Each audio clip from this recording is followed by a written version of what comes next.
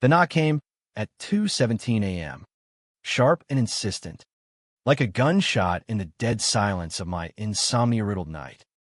I stumbled to the door in boxers and a faded Cubs tee, heart pounding from a nightmare that had me choking on memories of my father's funeral eulogy, words like strong and unbroken that I'd never lived up to. There stood Kenneth, my neighbor of 3 months, eyes wild under the porch light, clutching a half-empty bottle of Jack Daniels. His voice a ragged whisper. "Lucas, I need your help. But if you let me in, everything changes." That whisper hung in the air like smoke from a backfired engine on a summer highway, thick and choking, pulling me into a vortex I hadn't seen coming. I'd moved to this sleepy corner of Evanston, Illinois, just north of Chicago, where the lake wind carried the faint tang of Lake Michigan and the promise of a fresh start, 6 months after burying Dad. The house was a fixer-upper Victorian, creaky floors and all, bought with the insurance payout that felt more like blood money than inheritance. I'd chosen it for the isolation, no roommates, no exes knocking, just me and the ghosts I could ignore during daylight hours. Work at the ad agency downtown kept me numb, pitching slogans for craft beers and minivans to suits who saw me as the reliable guy, the one who never rocked the boat. Gay in a world that pretended tolerance was the same as acceptance. But I learned early, keep it locked down or get locked out. Kenneth lived next door, in a mirror image house painted a defiant cobalt blue against the neighborhood's beige monotony.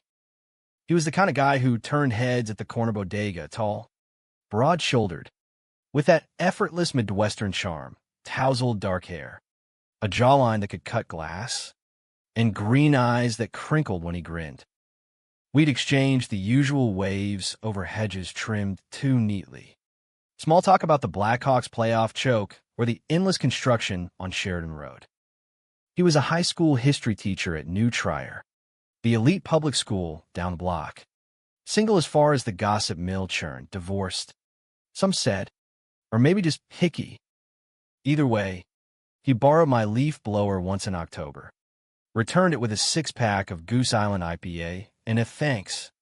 "Man, oh, you won." That was it. Or so I thought.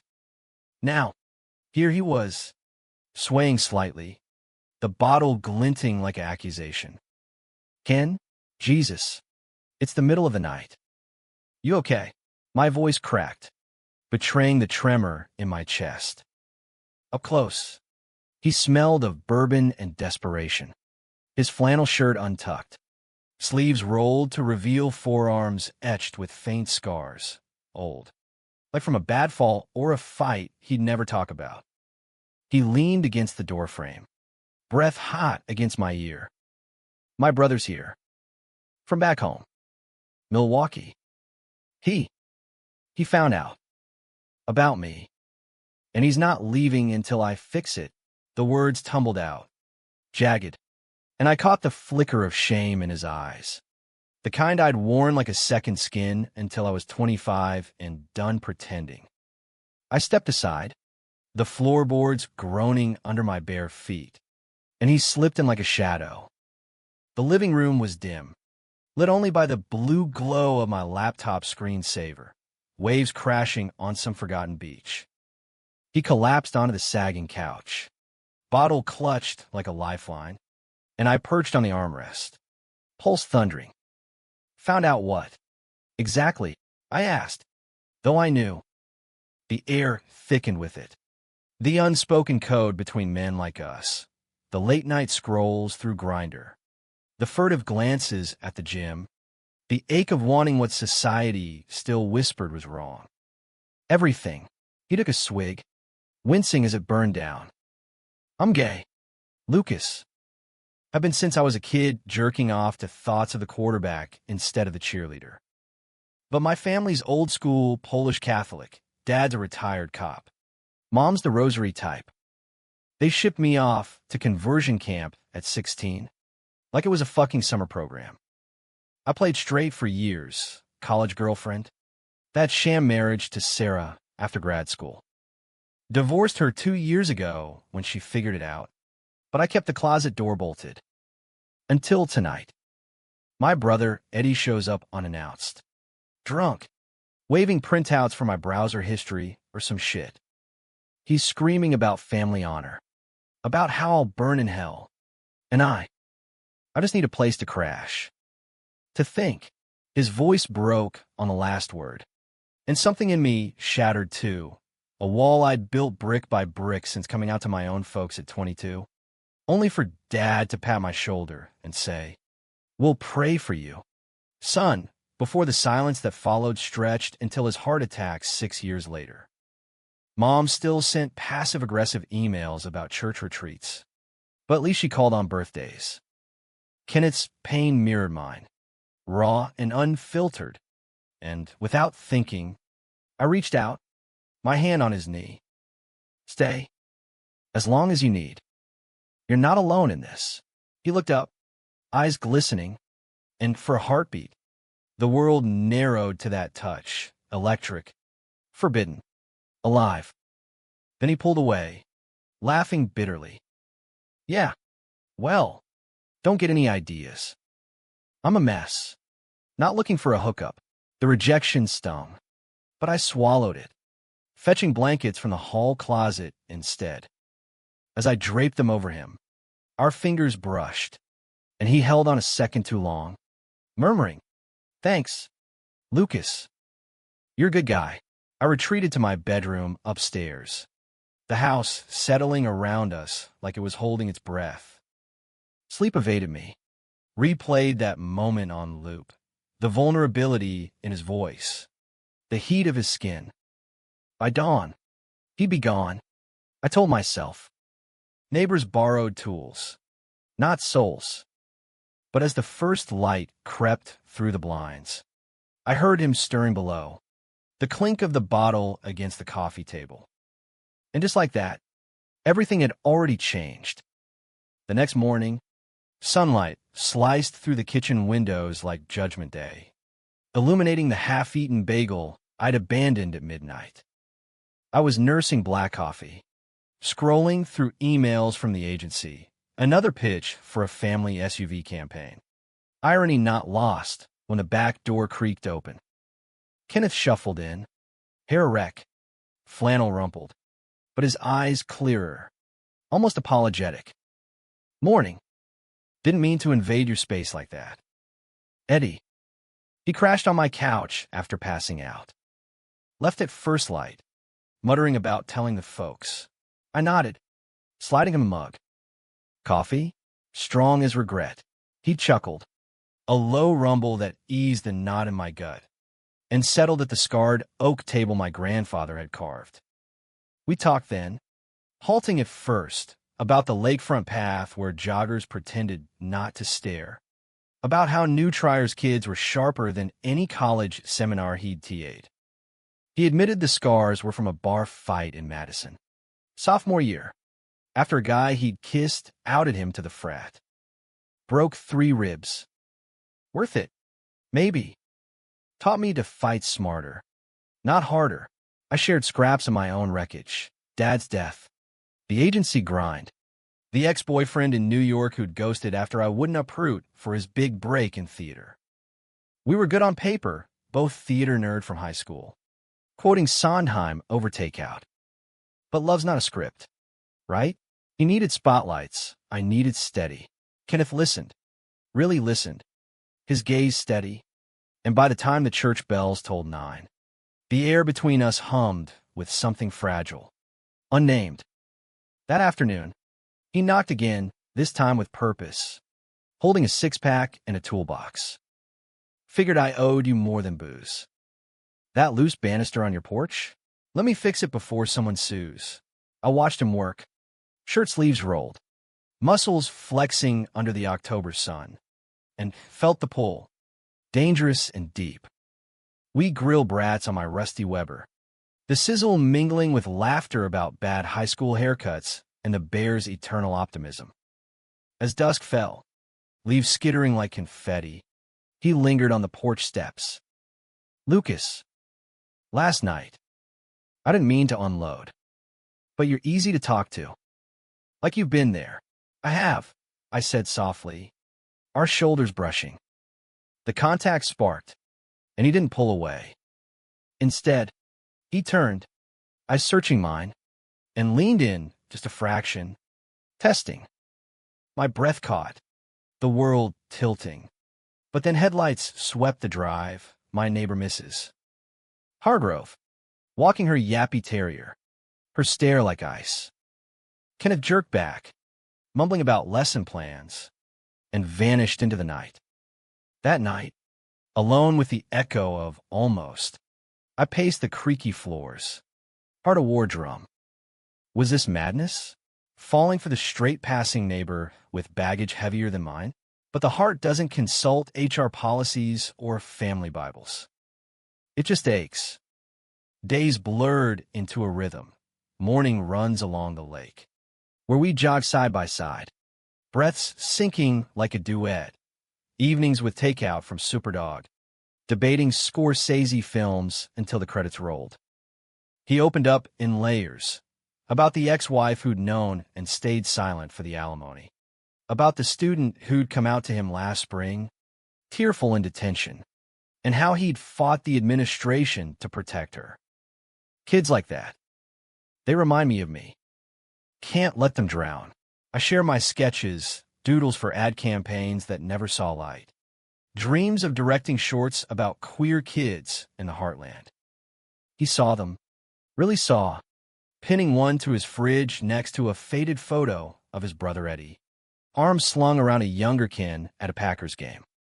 This one's gold, he'd say, and I'd flush, the praise warmer than whiskey. But shadows crept in. One Friday, after a brutal week, my boss reaming me for a too edgy pitch on inclusive parenting ads, he showed up with pizza and a confession. Eddie's been calling. Threats. Mostly. Says if I don't straighten up, he'll tell the school. Ruin me. His voice hollowed. Fists clenched. I pulled him inside, the door slamming like finality, and held him as sobs racked his frame, raw, unmanly, beautiful. You're not broken. Ken. You're you. And that's enough. He clung to me, face buried in my neck. And when he lifted his head, our lips met, not tentative, but fierce, a dam breaking. It was salt and need, hands fumbling shirts, bodies pressing close on the living room rug. We didn't go further, boundaries unspoken, but the kiss lingered, a promise sealed in the dim lamplight. After, tangled in throw blankets, he whispered, "This scares me. You scare me in the best way." I traced his jaw, memorizing the stubble. Me too. But running's what got us here. Little did I know, Eddie wasn't bluffing, and the storm he'd unleash would tear us apart before we could mend. Winter clamped down on Evanston like a vice, the lake freezing into a jagged mirror that reflected our tentative thaw.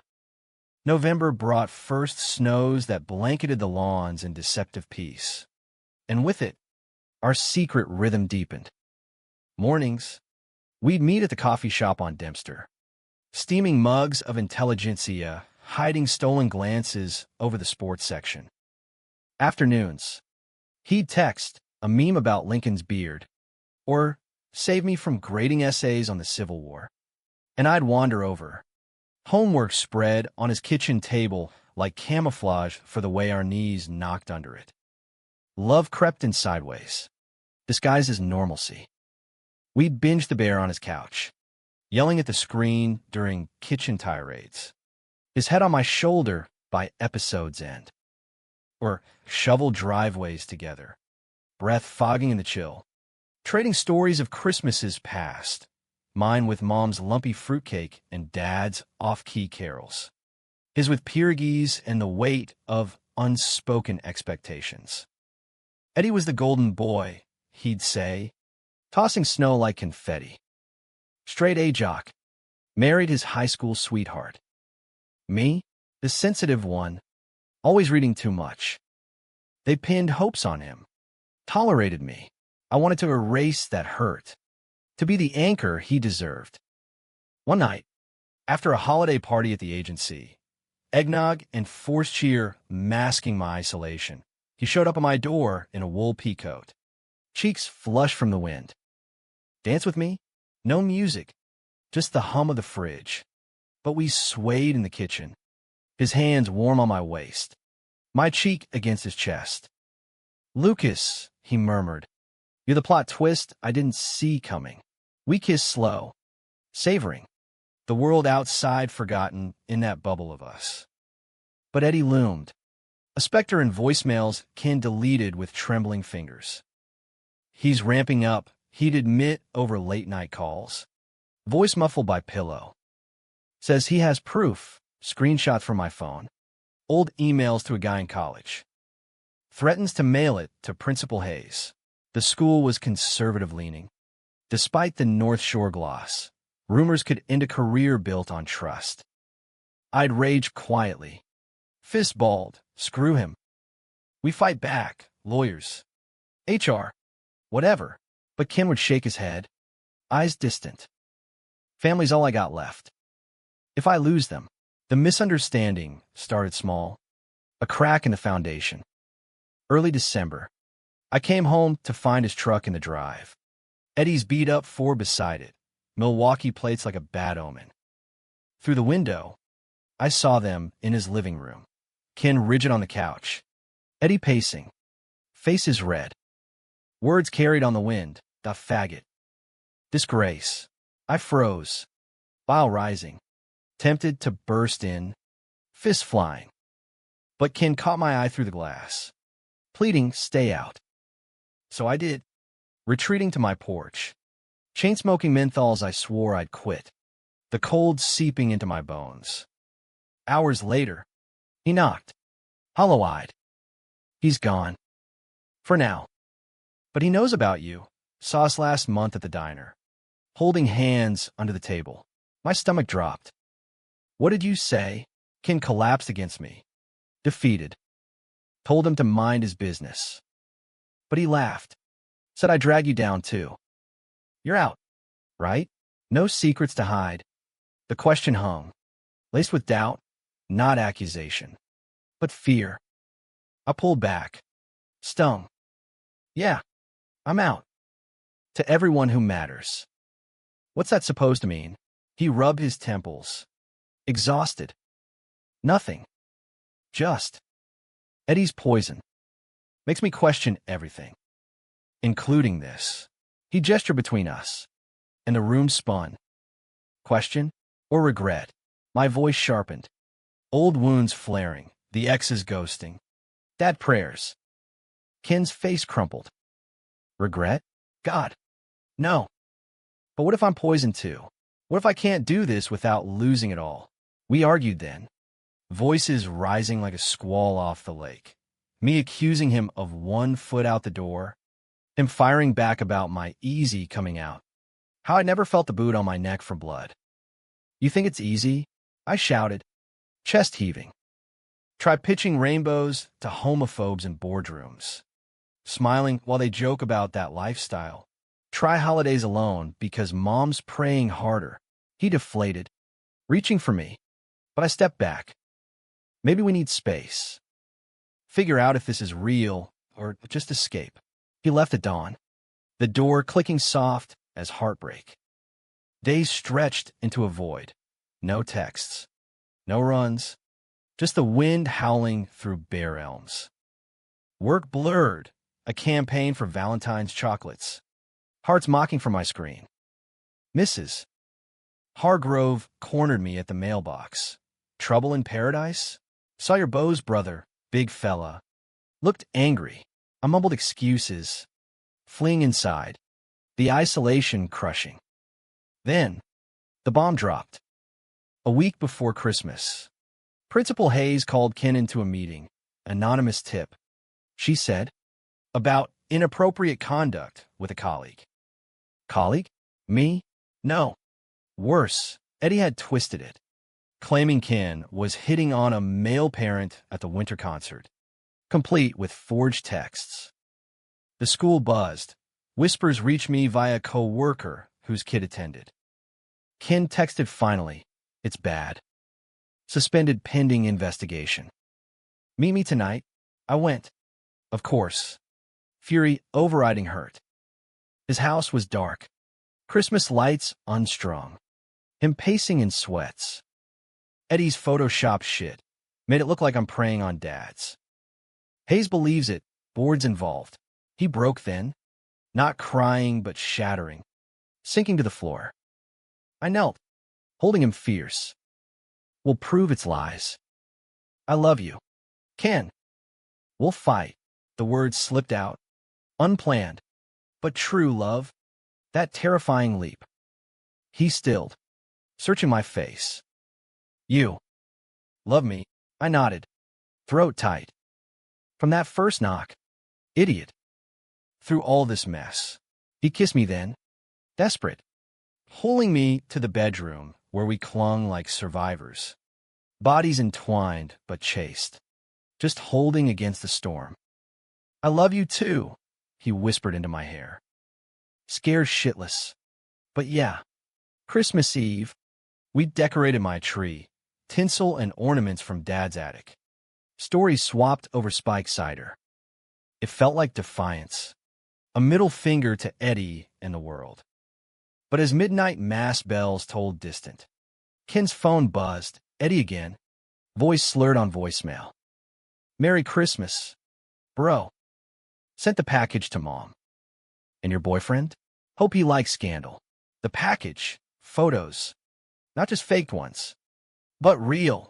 Snaps from his ex's phone. Intimate moments from years ago. Twisted to look predatory. Mom called Ken at dawn. Hysterical. How could you? After all we've done. He hung up. Face ashen. And turned to me. I have to go home. Face them. Alone. Don't, I begged. Grabbing his arm. We face it together. But his eyes were resolute. Paint. This is my mess. Lucas. My family. If I drag you in, it'll destroy us both. The door closed behind him, and the silence roared. He was gone 3 days, radio silence. My texts unread. I wandered the house like a ghost, baking cookies that burned, watching It's a Wonderful Life on loop for the irony. On the 4th, a knock, not his, but a delivery, envelope from Milwaukee, addressed to me. Inside, printed emails, Ken's words to a lover pre-me, graphic enough to twist my gut. Just so you know who you're sleeping with, Eddie's note read. A slut who'll cheat when the thrill fades. Betrayal hit like a freight train, not Ken's past. But the lie of it, the weaponized shame. I confronted him when he returned, gaunt and hollow, New Year's fireworks popping ironic overhead. Eddie sent these. Says you're a cheater. Is it true? He blanched, snatching the pages. Old shit. Lucas. Before Sarah. Before I knew better. But yeah, I was reckless. Scared. Doesn't mean now. Now, you hit it. While preaching family loyalty. Hurt boiled to rage. Ugly and unchecked. I thought we were building something. But you're still half in that closet. Letting him poison us. He reached. Pleading. I ended it all when I met you. Give me a chance. Chance? Like the one you gave your ex? Or the students you protect? Venom spilled. Words I couldn't claw back. He recoiled. Eyes wet. Maybe you're right. Maybe I am poison. He walked out. Truck roaring into the night. Leaving me with confetti and regret. January froze everything. Lake ice cracking like my resolve. Work promotions dangled. But I declined to transfer to L.A. Couldn't leave the what-ifs. Ken returned to school. Cleared after I anonymously tipped HR about Eddie's forgeries. Traced IP to Milwaukee. Whispers died. But so did we. Polite nods over fences. No more borrowed tools or borrowed hearts. Then, Valentine's, irony's cruelest joke. A card in my mailbox. No signature, I took more than I gave. Forgive? K. Attached. A key to his house. Inside, roses wilted on the table. A note. Come home. I did. Trembling. Finding him on the porch. Snow dusting his hair. I went to Milwaukee, he said. Voice steady. Told Mom and Dad everything. The camp. The marriage. You. Eddie raged. But I walked. For us. Tears froze on his lashes. I choose you. Lucas. If you'll have me. The world blurred. Relief. Rage. Love crashing like waves. I pulled him close. Our kiss melting the ice. Always. But no more secrets. He nodded. Fierce. No more. Spring thawed us slow. But sure, picnics by the lake. His hand in mine unhidden. Eddie faded to a scar. Family mending in fits. But the real storm brewed unexpected. A climax neither saw. My past. Unearthed. Threatening to bury us both. April bloomed vicious in Evanston. Tulips thrusting through mulch like accusations. Mocking the fragility we'd pieced together. Ken and I navigated the aftershocks of winter's war with cautious grace. Couples therapy via podcasts on the drive to Whole Foods. Date nights at the Genesee Theater where we'd sneak kisses during intermissions. His laughter thawing the last frost in my chest. Work lightened. I landed a freelance gig directing a short for a queer youth nonprofit. The script a balm for old wounds. Ken graded papers with renewed fire, even starting a GSA club at New Trier. Kids flocking to his quiet strength. We talked depths now, unearthing minds, my fear of abandonment, rooted in Dad's sudden goneness, his guilt over the lost years, the men he'd used like shields against truth. I was a ghost, he'd say, fingers tracing my palm under diner booths. You made me real. Love deepened. Humanistic in its mess, forgiving the flaws. Celebrating the fight. Neighbors noticed. Mrs. Hargrove baked us lemon bars with a wink. The bodega guy slipped extra jerky with our six-packs. It felt American Dream adjacent. Two guys building a life from picket fence scraps. Lake breeze carrying our size. But secrets fester like untreated wounds. And mine, buried deeper than Ken's, began to seep. It started with a call from New York. Mid-May. While I prepped dinner, Ken's favorite. Ribs slow-cooked with stub sauce. Coleslaw crisp from the farmer's market. My phone buzzed. Unknown number. 212 area code. I answered. Saw spoon midair. Lucas? It's Alex. You're Alex. From. Us. The room tilted. Alex, the ex. The ghost with Broadway dreams and a laugh like summer rain. We'd split 3 years back. Acrimonious. Me unwilling to chase his spotlight. Him calling me small town scared. No contact since. Or so I'd thought. How'd you get this number? I hissed. Heart jackhammering as Ken hummed in the shower upstairs. Mutual friend from the agency. Listen, I'm in Chicago for callbacks, Wicked tour. Maybe. And I miss you. Dinner? Catch up. His voice. Velvet over gravel. Stirred silt I'd long settled. No. I'm with someone. Happy. The lie tasted bitter. Truth was. Old doubts stirred. Had I settled? Was Ken's steadiness just safe? He persisted. Texts pinging. Photos of him in rehearsal. Shirtless and smirking. Captions like, remember this spot? Your mark. I deleted them. But the pull lingered.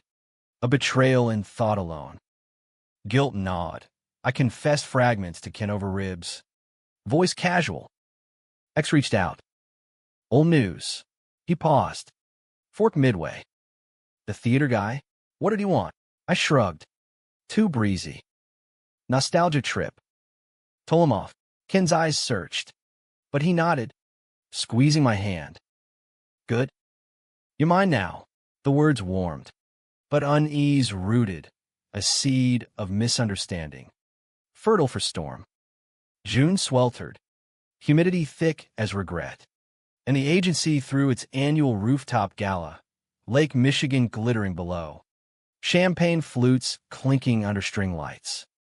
Ken couldn't make it, parent-teacher conferences, but Alex could.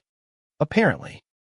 He appeared like a specter, tucked sharp, grin wolfish, corner me by the bar. Lucas Hale, still breaking hearts. We talked shop at first, his tour prospects, my short film buzz, then deeper, the what-ifs spilling like overpoured Merlot. You were always the grounded one, he said, hand on my arm. Missed that anchor. One drink led to two. Vulnerability. My Achilles. Cracked open. I vented about Ken's baggage. The closet scars. How sometimes I wondered if we were healing or just hiding. Alex listened, eyes intent, then leaned in. You deserve fireworks, not flickers. Come to New York.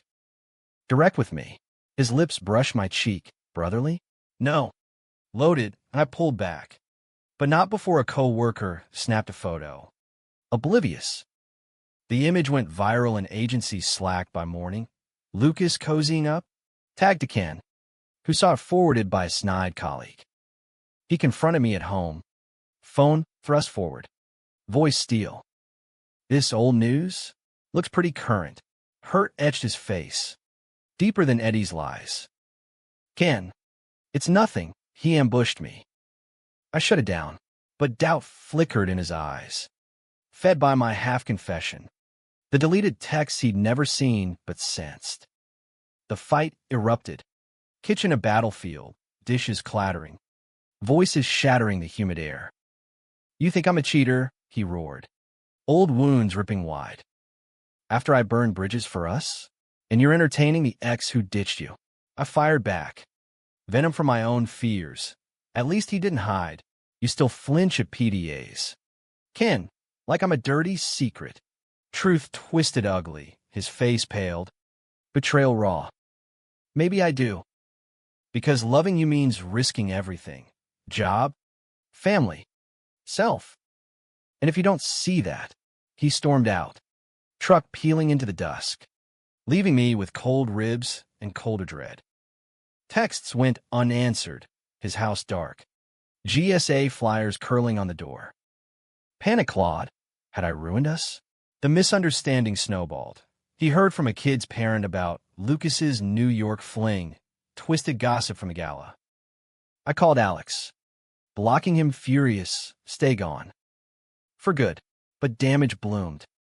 A week in purgatory, and the climax crashed unexpected. Eddie, of all demons, resurfacing. He emailed Ken, CCing me, heard your boys shopping upgrades. Smart, before you infect him too. Attached, the gala photo, annotated with arrows to Alex's hand. Plus my old text to Alex. Unearthed God knows how. Painting me as the pursuer. Ken forwarded it to me. No comment. The silence deafening. I drove to his school, rain lashing like judgment, bursting into his empty classroom post-bell. He sat at his desk, head in hands, amid maps of forgotten empires. Ken, listen, he looked up. I storm-tossed. Why? Lucas? After everything. Why him? Misery choked me. I knelt, spilling it all, the call, the doubts I'd buried, the kiss that wasn't. It was a ghost, not a choice. You're my now, my always. Eddie's lying again. Those texts are ancient, manipulated. He searched my face, war raging within. I want to believe you. God, I do. But trust. It's fragile. Like us. Tears tracked his cheeks, and mine joined, the room shrinking to our shared ache. Then let's rebuild, I whispered. Brick by brick. No more half-truths. You pull me up, embrace crushing, lips meeting in forgiveness's salt. Okay, but if we do this, It's all in, no exits. We did. Some are stretching lazy, bonfires on the beach. His students' pride flags waving at the club picnic. My short premiering to applause that felt like ours. But depth demanded sacrifice. I turned down a fall fellowship in LA. Choosing routes.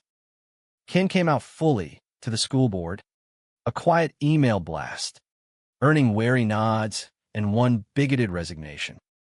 Empathy bloomed from our pain. Humanistic threads weaving stronger. Yet controversy shadowed. A local blog, North Shore Values, ran a hit piece. Teacher's lover linked to scandal, fueled by Eddie's anonymous tips. Twisting my agency gala into promiscuity. Parents picketed new trier. Chants of protect our kids, echoing like 1950s Red Scares. Ken faced the board again. Voice steady. My partner's past isn't the issue. Love is. I testified beside him. Raw. We're human. Flawed. Fighting for the same decency you teach your children. The board cleared him. But the toll mounted, sleep lost to what-ifs. My freelance drying his clients whispered. One night, post-picket, we collapsed on the porch. Stars indifferent above. Worth it? I asked. Head on his lap. He stroked my hair. Resolute. Every scar. Because without the fight, there's no victory. Autumn leaves turned, mirroring our resolve. But a final twist loomed. Mom's visit from Peoria announced casual over pot roast recipe emails. She'd met Ken via Zoom, charmed by his kind eyes, but in person, the collision of worlds. Her Bible Belt reservations against our unapologetic life. Promised friction. Little did we know, it would unearth my deepest secret, forcing a decision that could end us or redefine everything. October winds whipped off the lake like harbingers, stripping trees bare and laying our vulnerabilities exposed. Mom arrived on a Greyhound from Peoria, suitcase thumping the porch steps. Her hug bone crush and perfume heavy, Chanel No. 5. Same as Dad's funeral. Lucas. Honey, you look peaked. Agency wearing you. Her eyes, sharp behind bifocals, scan the Cobalt house next door. Ken's truck gleaming in the drive. And this is the young man, Kenneth, right? Charmed. Ken played host flawless, pumpkin spice lattes steaming. Tour of his man cave, bookshelves groaning with Howard Zinn and rainbow stickers. Mom cooed over his classroom anecdotes. The GSA kids' thank you cards pinned like medals. But undercurrents swirled, her sidelong glances at our intertwined hands. The framed photo of us at Pride, subtle rainbow flag in the background. Dinner that night, roast chicken. Her recipe, side from Julasco, was polite minefield. So, Kenneth teaches history, important work. Though these days, they push so many agendas, the word landed soft, but barbed. Ken's jaw tightened.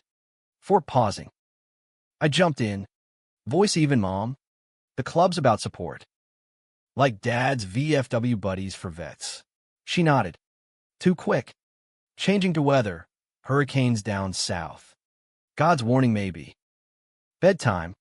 She cornered me in the guest room. Bible thumping her lap. He's lovely, Lucas. But, are you happy? Truly? No more running from who God made you. The question pierced, half love, half plea. Happier than ever. Mom. He's my family. She patted my cheek. Eyes misty. Then that's enough. For now, relief was fleeting. Next morning, while Ken ran errands, groceries for apple orchard trip, Mom rifled my desk drawers. Looking for stamps. She unearthed it. A letter. Yellowed. From my college days. Addressed to Alex. Never sent. Pages of anguish. Confessing I'd cheated once. Sophomore year. Drunk and lost after Dad's first heart scare. A meaningless hookup with a dorm mate. Regretted instant. But the words burned. I panicked. Needed escape. Forgive me. I'd buried it. Symbol of my shame. The hypocrisy I'd outgrown. Her face drained when I walked in, letter trembling in her grip. Lucas. This. With that boy from New York. Horror. Not anger, pity. Worse. Mom. Ancient history. A mistake I owned, but she clutched it, whispering prayers. Then, impulse born of fear, dialed Eddie. Kenneth's brother's number. He warned me this Lucas was trouble. Said to watch. The call connected, voices muffled. But Eddie's triumph carried. Told you. Slut like his brother. Run. Misses. Ush. Betrayal doubled. Her meddling. Eddie's venom. She hung up. Tears streaming.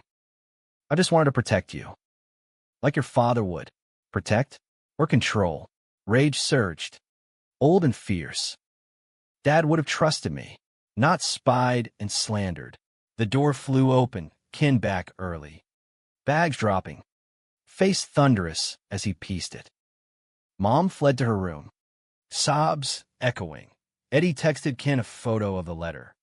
Forwarded from her phone. Your boy's a fraud. Dump him. The confrontation was apocalypse. Ken and I in the kitchen. Voices shattering glass. Literally, a mug hurled in fury. You cheated? On him? And hid it. His pain raw. Echoing my accusations months back. It was one night.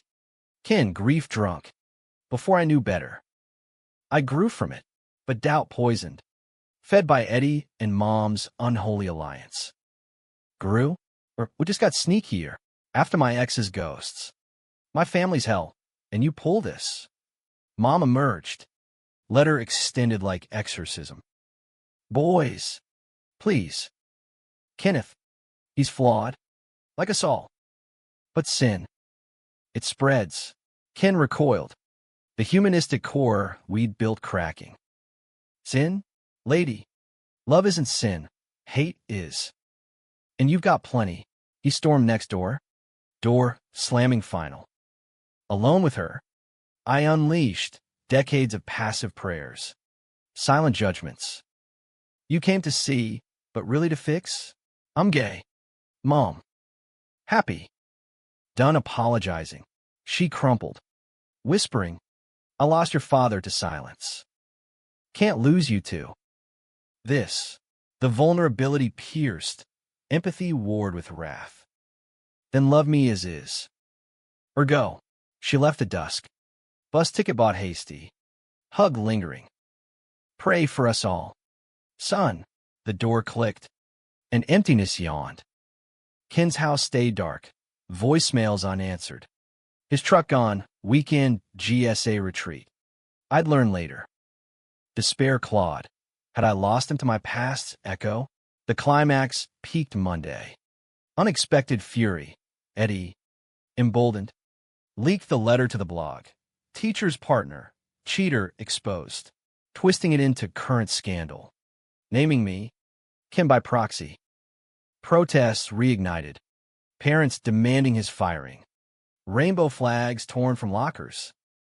I raced to the school, bursting into the board meeting, suit stone-faced. Ken at the table. Eyes dead. Stop, I begged. Voice breaking. It's my sin, not his. I cheated once.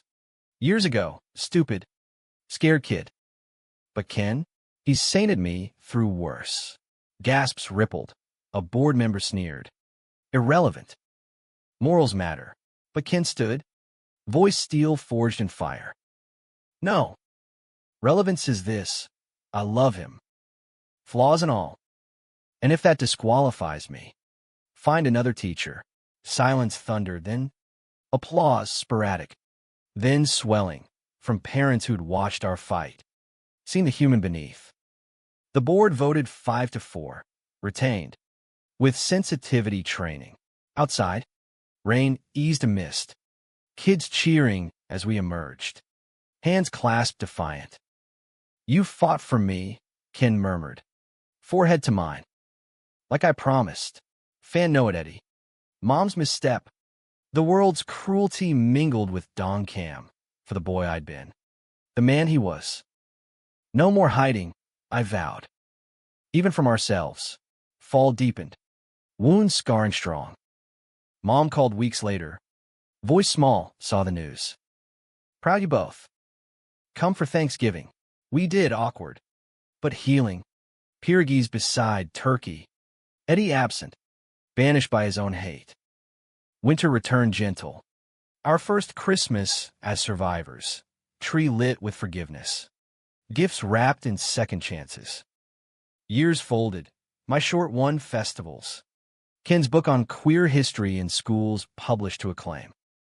Eddie faded to Christmas cards and signed. Mom softened. Volunteering at a Peoria LGBTQ center. We adopted a rescue mutt. Named him Lincoln for irony. Walks along the lake where it began. Looking back, that midnight knock took more than expected. My walls, my fears, my heart. But in giving, I gained a love dramatic, scarred, profoundly human. In America's heartland, where winds whisper both welcome and warning, we chose each other. Daily, fiercely, whole. And in the quiet of our porch, under stars stitching the sky, I know some borrowings aren't theft, they're homecoming.